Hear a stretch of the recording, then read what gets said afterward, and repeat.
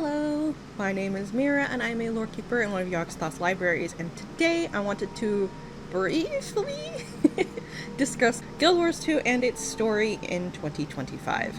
I started playing back in 2012 and have been playing on and off since then. It was my very first MMO and I love it with all of my heart, truly. There are some characters in this game that I genuinely will start to cry if I start to talk about them too much.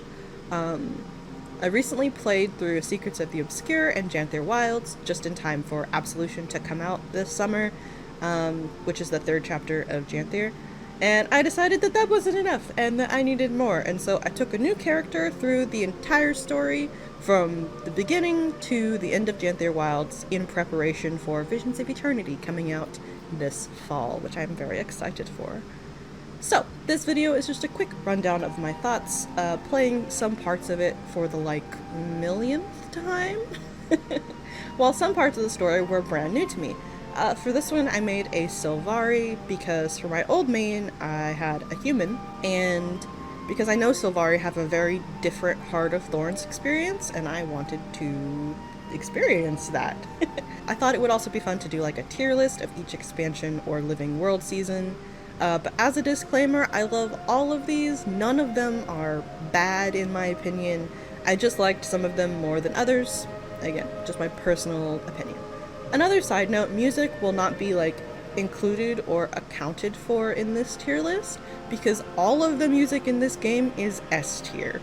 It is so good. A lot of the music is so good that I literally will start to cry. It just brings me to tears when I hear them, because it's just so good. I honestly love all of the music in Guild Wars 2, from the personal story to the most recent content release. They have always knocked it out of the park with their music. Anyway, on to tier list thing. Anyway, the personal story. This is the opening. All of the choices you make in character creation dictate your paths in the personal story, and it's a banger, as always. I love the personal story so much, and it's definitely my most replayed part of the main story.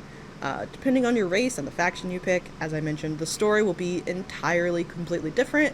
You make a lot of fork-in-the-road decisions, but that means that you can play this part of the story over and over again and have completely different experiences every single time. It's great. Anyway, 10 out of 10, great experience. I never get tired of shooting Zaitan in the face with a cannon.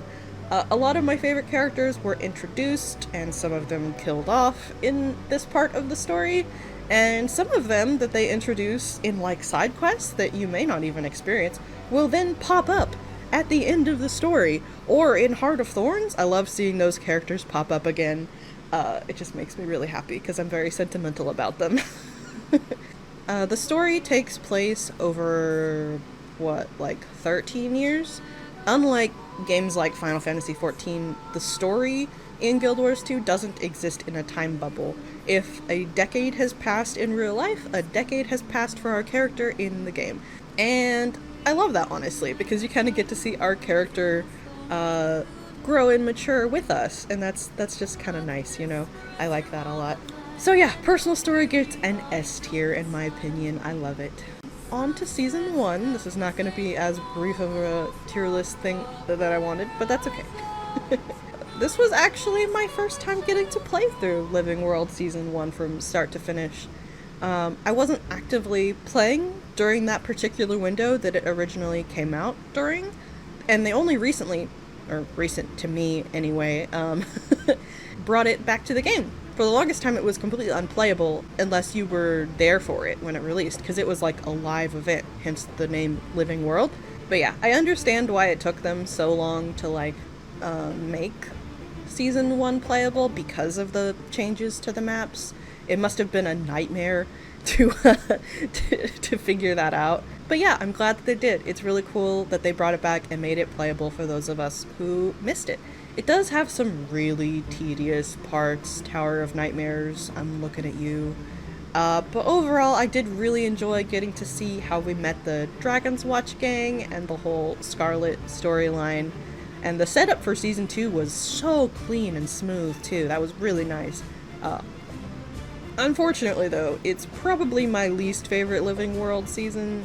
So, unfortunately, I am gonna have to give this one a C tier. I'm sorry. Again, like, I have to reiterate, it's not that it's bad. It's not bad, it's just probably my least favorite, personally. The story is still really good, but the fighting and stuff is just pretty tedious. Oh, Season 2, my nemesis. This one I've replayed more times than I care to say, for achievements.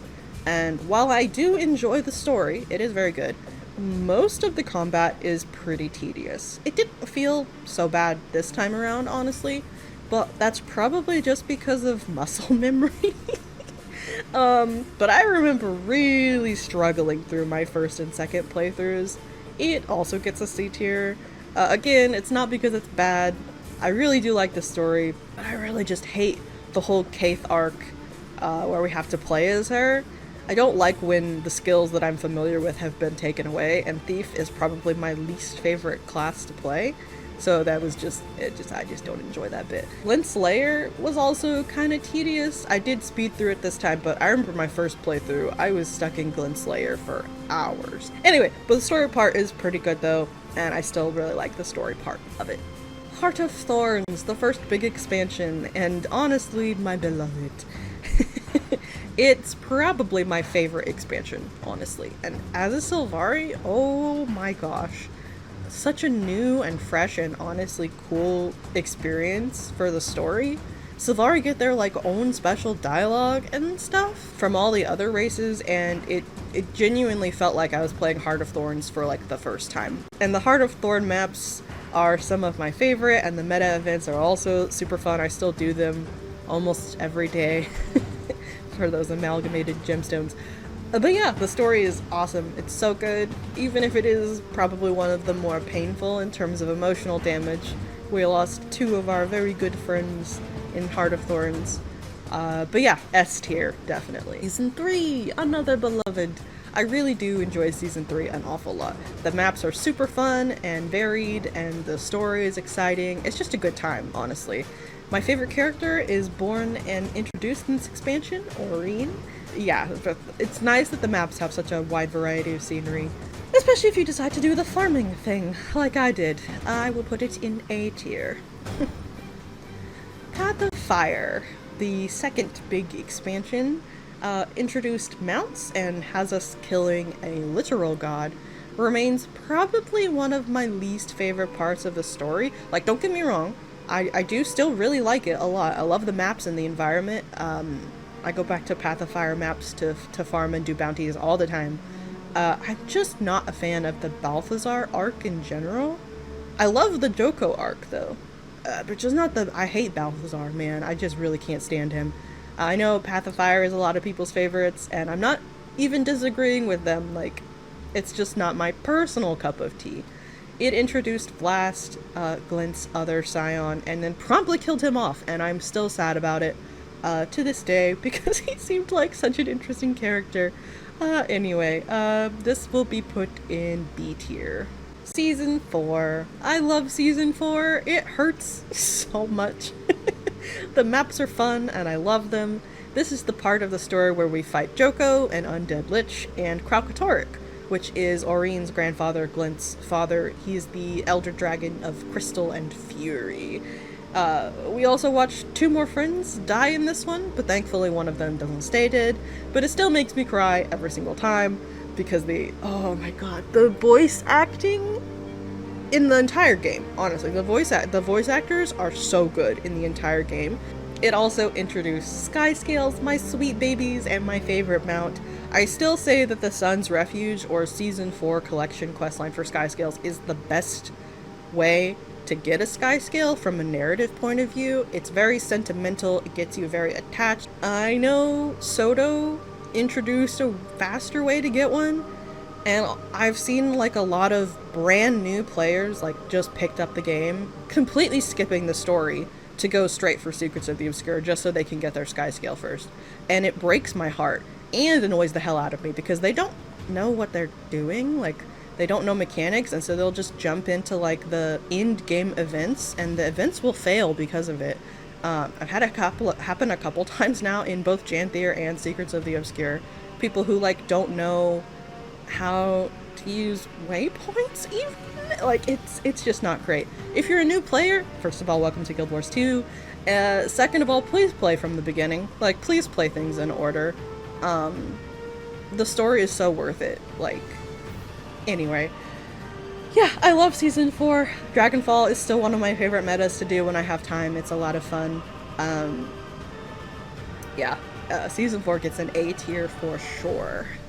Next is Icebird Saga, which is honestly one of my absolute favorite story arcs. It covers the Char Civil War and Jormag and Primordius.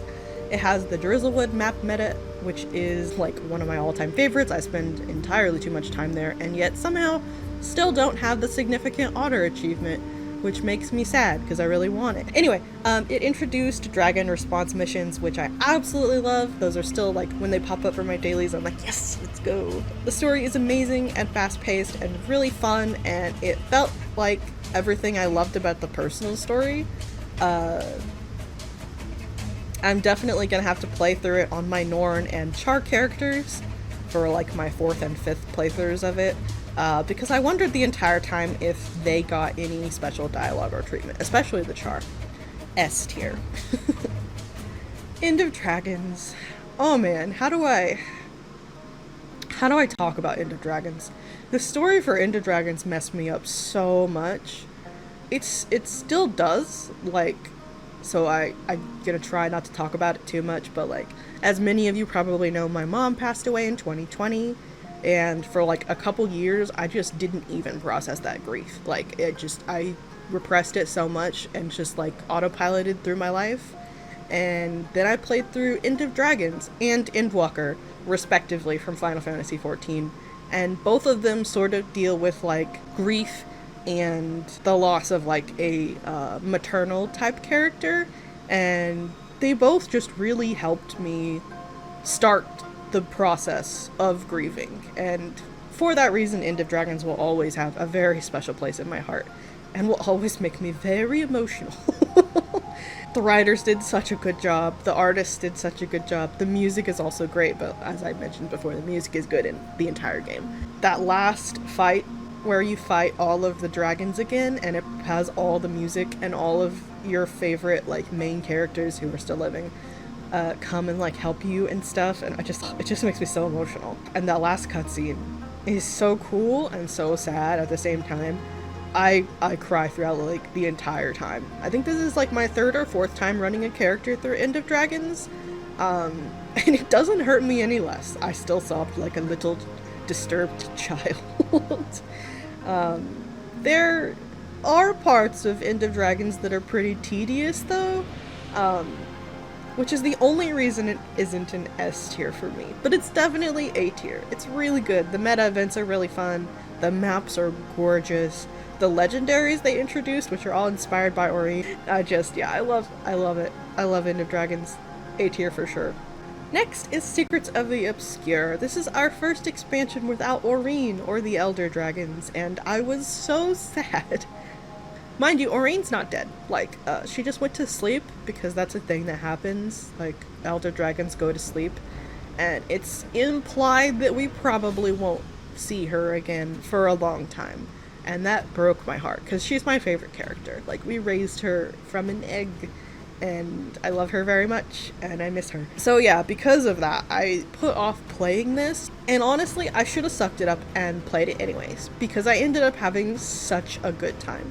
The Wizard's Tower, the Astral Ward, Paitha, who is one of my new favorite characters that I really hope we get to hear from in the future again sometime. The Cryptus, yeah, it was just a good time. It just felt like a fun fantasy adventure. Again, it had, like, the same vibes as the personal story. Yeah, it was great. A tier for sure. I really enjoyed the story and the maps and the meta events and the rift mechanics, which is a really cool thing. I love all the new skyscale skills that it gives us, like being able to shoot a fireball while I'm in the air is really nice. And it does siege damage too, which is great. Makes skyscales a lot more useful. I love it. Anyway, A tier for sure. And lastly, Janthir Wilds, which had its last update over the summer, as I mentioned before. This is another one of my absolutely favorite expansions. The story is great. Oh my gosh. I love the land spears. Such a fun concept. I hope they do that again with another weapon, and I would love to see that again. I don't know with what weapon they would do that with, because like there's a lot of weapons in the game already. I also love that the war claws were finally given some time in the spotlight. Finally given like a decent mastery track. And we get to learn about their like origin. Like it's one of the Astral Ward, like if you walk by them, they're talking to another one of their buddies, and they say like they have a theory that the Journeykin, which is what the war claws are called in Janthir Wilds, are the origin of the war claws we use in the Mists, which is really cool. I like that a lot. But yeah, I love that we got to experience Titans. I can't wait to replay Janthir Wilds on my Char, because that's gonna be really fun. And Bavanisos and more Mursat content. It was very eldritch, and I really liked that, but I really like the Mursat. They're, I mean, obviously I don't like what they did. They're a horrific race of murderous creatures, but their, like, story I find very intriguing. It's one of the reasons Season 3 is so much fun for me, is because there's a lot of Mursat stuff in there. This expansion also introduced homesteading, which is probably what most people know it from. Finally we get housing in Guild Wars 2. We've only wanted it for like a decade, and we finally got it, and I could not be happier, honestly. Like, it's perfect. I love everything about it. Yeah, I love it. The meta events in this are also really fun. Anyway, and I really liked the whole Renown Heart tier system a lot. Definitely S tier for this one. I really liked it. So yeah. The next expansion is called Visions of Eternity, and it's set on the Isle of Castora and will involve the Inquest. If I could have a wish, or several wishes, I would love it if we could hear from or check in on Aurene, just to make sure she's doing okay, sleeping soundly and all that. I wonder about her all the time, and the fact that Kaith is also cut off from her makes me really sad. I would also love it if our faction from the personal story, like the Priory Vigil Order of Whispers, had something like new to say to us, or something new for us to do. That would be really cool. I'm also really keeping my fingers crossed that we will get more story involving the Pale Tree, because they mentioned her several times in the last expansion, and I'm worried about her. She's not healed from the whole Mordremoth attack.